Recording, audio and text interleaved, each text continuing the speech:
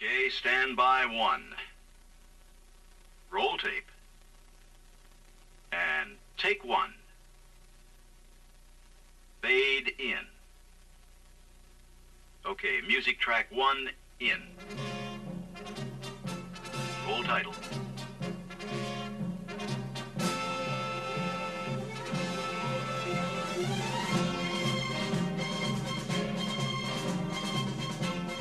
Change title.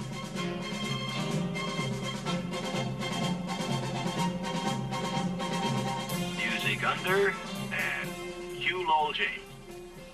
I've got a question for you. Why do you go to one particular department store instead of another? After all, they all have about the same products and prices. Is it because it's close to home or open late? Is it because the people who work there treat you right? You might go there once because it's close or the hours are convenient. But I'll bet you wouldn't go there twice if they didn't treat you right. Isn't that pretty much the way it is in your service department? You like to do business where the people are helpful and friendly. And so do your customers. That's why Cadillac has formed the SWAT team. Mr. Bob Elliott and Ray Goulding. Bob? Oh, I'm Ray. And Ray. I'm Bob. Well, I just told him that. Gentlemen, how did you get the name SWAT team? Well, we're a team, right? We've had years of experience with customer relations, right? And we came up with the letters S.W.A.T to stand for Service with a Touch. Wrong. Service with a personal touch. Well, then we'd have to put a P in there. It'd be the SWAT team. Well, not necessarily. You see, this is the U.S. of A, and nobody puts the O in there. Well, that's different. Of is not a key word. Personal is. And it's not the FB of I. Well, they've left out one unimportant word, that's right. Well, what about Bob and Ray are going to show us how to avoid arguments. SPCA. Now, they've left out the, what, the, of the, of, for the, to, I mean, a whole bunch of words. Those are 5, 6 unimportant words. I don't think First, really matter. how to They must be defuse important a to have in the customer. title. Well, This is Wally Ballou, award-winning reporter, bringing you an on-the-spot interview with Sidney Bottom, who was the world record service manager in 1978, 1979. Well, I was second runner-up in 1980. I would have been first runner-up, but they said I was a little too abrupt with customers. Too abrupt. Yeah, imagine, me, abrupt. Good heavens, that little old lady must be 90. Look at her trying to hobble out of the way of that car coming out of the service bay. Come on, move it there, lady. Well, aren't you being a little bit abrupt to the lady? I don't know. Come on, step lively, Granny. No, it gives them a shot of adrenaline. Makes them feel 10 years younger for about an hour. Well, she certainly is hobbling faster, but let's get on with the interview. I see you're wearing a civil defense helmet. No. Well, that's kind of an abrupt answer. What does the CD on the helmet stand for, anyway? CD stands for Customer Diffusing Squad. Well, shouldn't you have an S there for a squad? No. How do you go about defusing a customer, Sidney? Well, you got to make them mad first. You deliberately try to make it mad? Well, of course not. We just can't help it. You know, it's those little things like sending the wrong car out for a two-tone paint job when it was in for tune-up. But, you know, tune-up could look like two-tone. Now, you got to give me that. I should think that poor communication like that could lead to the job not getting done right at all. That's right, Wally. Suppose the customer complains that the job wasn't done right the first time. What do you do then? Well, we have a lot of techniques, Wally. We use the tough cop, the soft cop approach, the good guy, bad guy. You know. Tough cop, soft cop. Explain that, will you? Well, the customer comes back and starts to complain. And one of us shouts a lot at him, and the other moves in with the sympathy routine. And they often confess. Well, I suppose you play the tough service manager. Well, I don't know what would give you that idea. No, Cuthbert Guthrie, our service waiting room decorator, plays that role. Then there's the old bill routine. Old bill routine. You look over their work order sheet, and you chuckle a bit while they're complaining, and that brings it to a quick halt. And then you say, I see old Bill was your service technician. At this point, the service advisor snickers, and all our service personnel start to snicker at the same time. And whenever they hear old Bill, they're supposed to snicker, see? Well, you say, we'll just keep sending it back to old Bill until he gets it right. Well, usually that drives them right out. We never see them again. Well, wouldn't it be a lot simpler to make sure the job gets done right in the first place so he wouldn't have to come back in the second place? Then you wouldn't have to defuse him. I never thought of that. And wouldn't it be better to simply tell him the honest truth? If he understood, then maybe he wouldn't explode. Well, I suppose so. Think about that. This is Wally Ballou. Well, look, of course, that would mean we couldn't wear our helmets anymore. Yeah, that's what it would mean. Returning you to our main studio and Lowell James. We often laugh loudest when we look at serious things through the distortion lens of comedy. Comebacks are serious. The customers who have to come back because the job wasn't done right the first time will probably go someplace else the next time they need service. Wouldn't you? Look at it another way. Would you buy your next car at that dealership? Do the job right the first time, and there won't be any service comebacks. But realistically, there will be occasions when you do have a customer to defuse. And whatever the problem is, wouldn't it be best to make honesty your policy? Tell him the truth. We're having trouble getting that part. We're sorry for the delay. Or we thought we found the problem, but it turned out to be something else instead. Don't say you can't fix it. Don't lay it off on the factory. Remember, the subject is how to deal with an angry customer, not how to make him angry. Just tell him the truth and be sincere and helpful in trying to solve his problem. There are, of course, many other areas where customer relations come into play. So let's look at those close encounters when you and your customers interact. Those moments that can make or break good customer relations. They say first impressions are lasting impressions. Let's share first impressions of a dealership with Bob and Ray.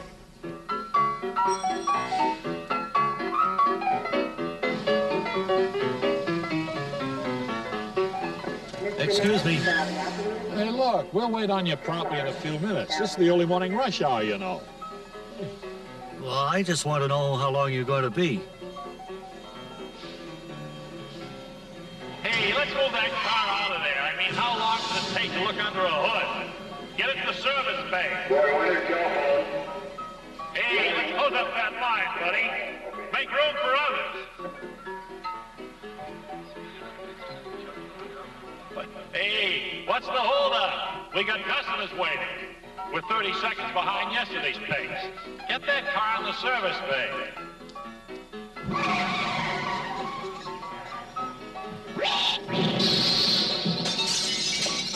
Hey, come on, let's keep this line dressed up. Move it up here.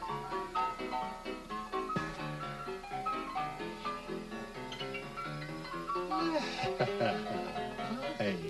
My ashtrays are all filled up.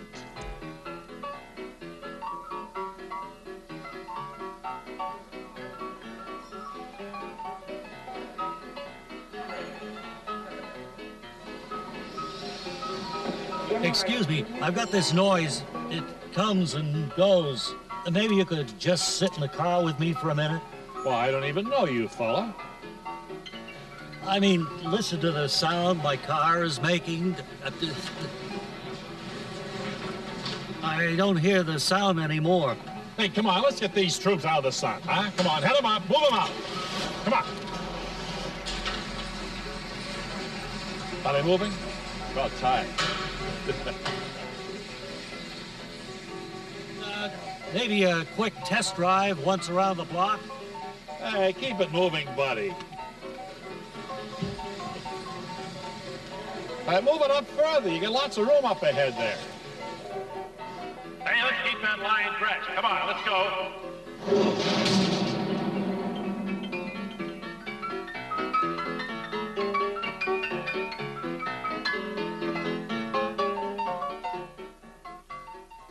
That couldn't happen in your dealership, could it?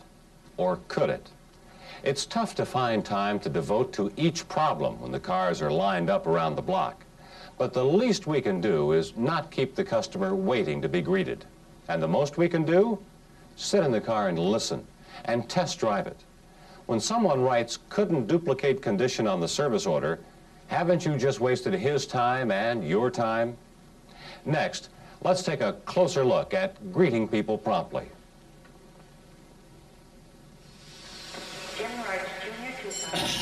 Will there be anything else today? Oil change, your tire stuff? Anything else? You haven't even said hello to me yet. Oh, yes, I have. You just weren't here. You see, I'm the world's fastest greeter. World's fastest greeter. I often greet people on the telephone before they even start for the dealership. Well, look, I'd like a tune-up. Transmission adjustment, yes, I have all that, see? Maybe I better give you my... Your name, I already have that, see? Bob Elliott, let's see, 23 Elm Street, you zip the whole thing. Bet you don't have my... Social Security number, 259-40-3223. How about my... Your Army serial number, 294-3907. I'd forgotten that. Oh, you never want to forget your Army serial number. Always give your name, rank, and serial number. Bob Elliott, Corporal, 294-39007. Good morning, Clevis Cadillac. How may we serve you? Who are you talking to there? It's all written up, Miss Crinklemeyer. Just drop it off. We'll get right on it. Oh, I gotta go. Go there, 3 p.m., right? When will my car be ready? Right down the hall, second door to your right. Can you tell me where the restroom is? You're welcome. Thank you. The serious side of that is that it's impossible to be too prompt in greeting a customer, and it's impossible to be too polite. But it is quite possible to be both prompt and polite, and still not listen to what the customer is trying to tell you. A case in point.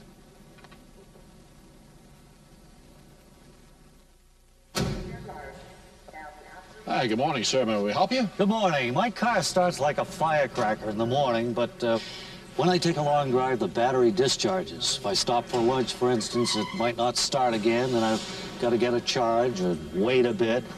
I had the alternator belt tension adjusted, replaced the battery, and the voltage regulator checked out okay. The car downshifts all right when I'm pausing, but the shift between second and third seems a bit high. Now, the radio drifts off the station setting, makes all the announcers' S's sound sibilant, and the horn sounds garbled. The what? The car starts like a firecracker in the morning, but when I get... Don't go through all that again. Well, sorry, I thought you wanted to know what was wrong with my car. See, when you go to a doctor, do you tell him what's wrong with you? No. See, you let him tell you. Now, that's the professional thing to do. Well, I do tell him how I feel. Well, that's different. Now, I can diagnose what's wrong with your car if you tell me how it feels. All right, well, my car feels like it starts like a firecracker in the morning, but when I take a long drive, the battery feels like it's discharging, and when I try to start the car, I don't feel anything. Now we're getting somewhere. And another thing, the digital clock misspells the days of the week, except for Wednesday. I'm sorry, it feels like it misspells the days of the week. Except for Wednesday. Right, W-E-D-N-E-S-D-A-Y. And what does the car sound like? Car sounds fine. F-I-N-E. I know, but does it go tick, tick, tick, tack, tack, tack, tonk, tonk, tonk, kerplunk, kalunk, kerplunk? You know, every little sound has a meaning all its own. No, it doesn't make any odd sounds at all, particularly when I try to start it after the battery feels like it has gone down. Silence is golden. Now, when you turn the key, is there a click, click, click? No, nothing. Zilch, zip, zap. Look, can you service advisors really tell what's wrong with the car just by the sound it makes? Really? No, but we can often tell what's wrong with the customer.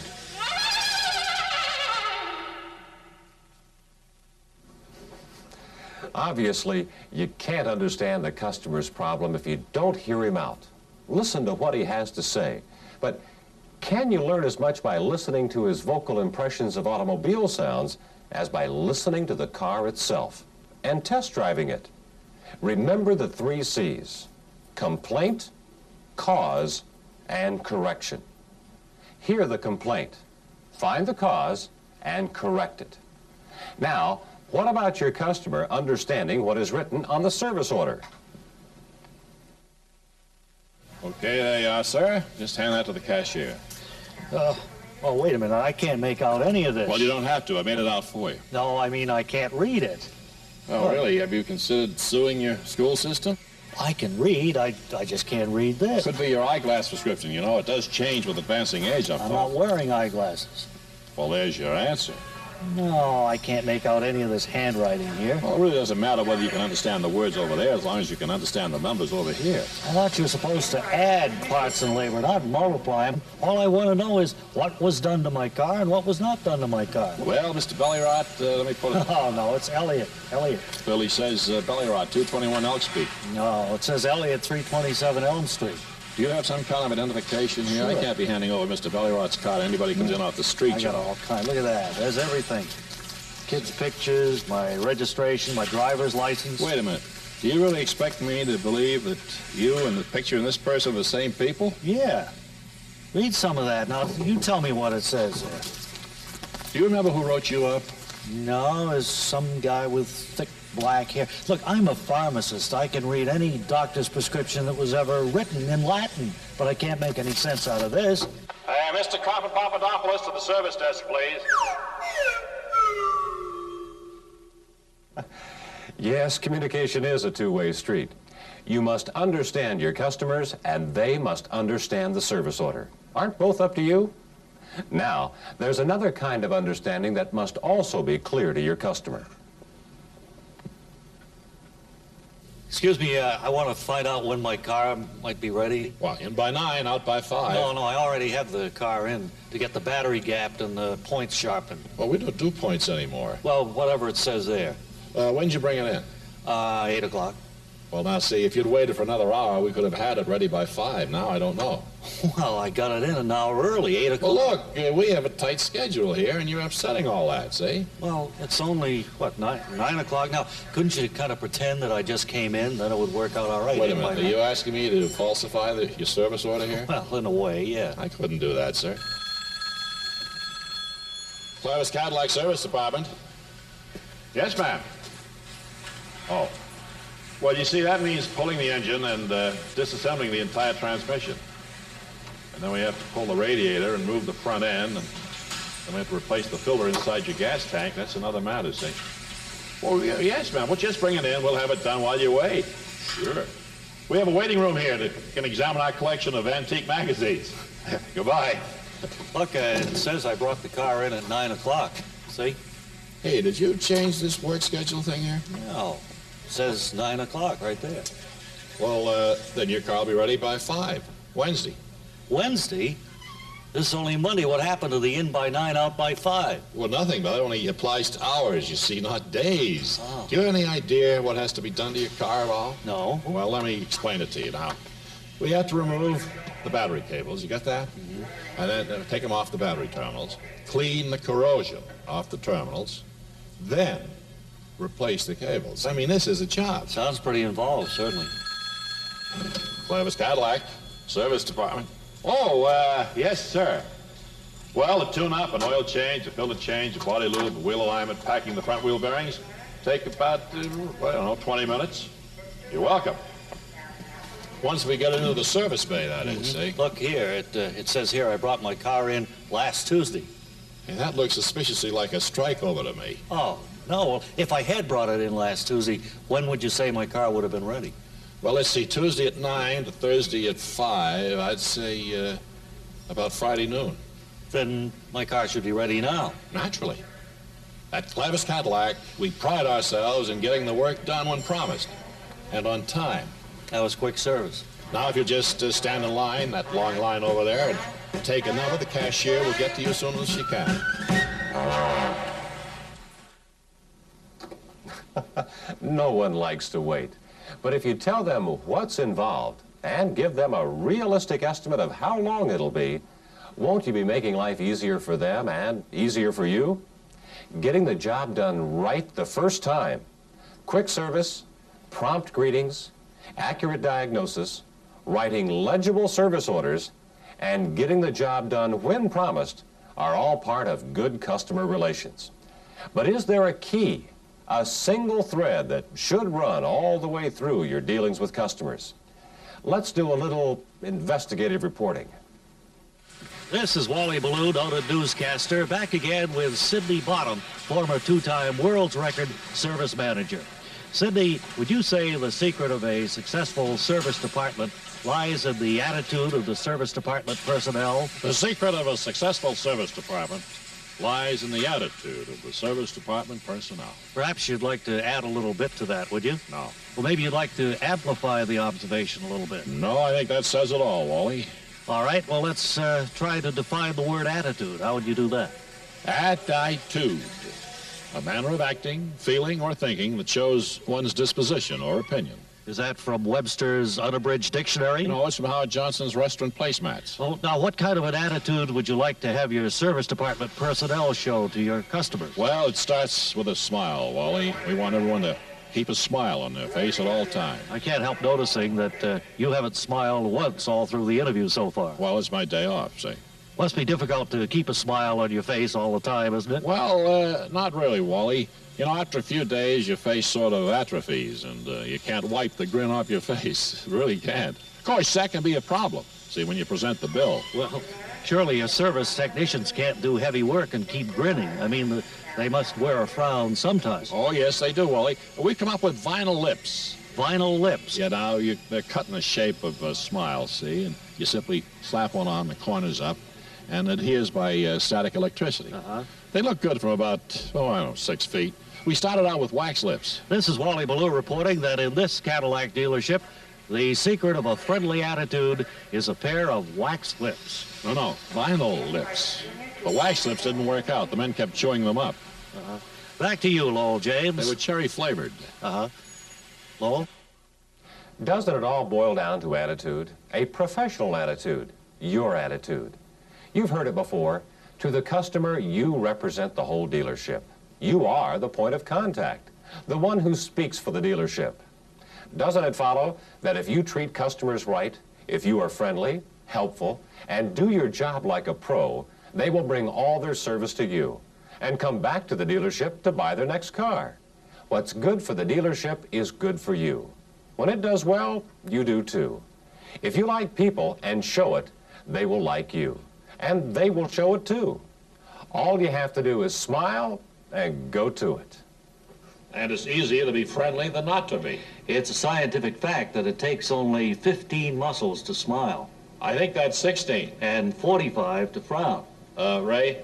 I'm Bob. Well, I believe that's 46 muscles to frown. Well, don't be picky, Bob. I'm Ray. Point is that it's 3 times easier to smile than to frown. 2.879, to be precise. Speaking of precision, isn't it precisely because of the way you handle them that your customers either like you or don't like you? And when they do like you, doesn't that make every day a whole lot easier? Roll credits and music up.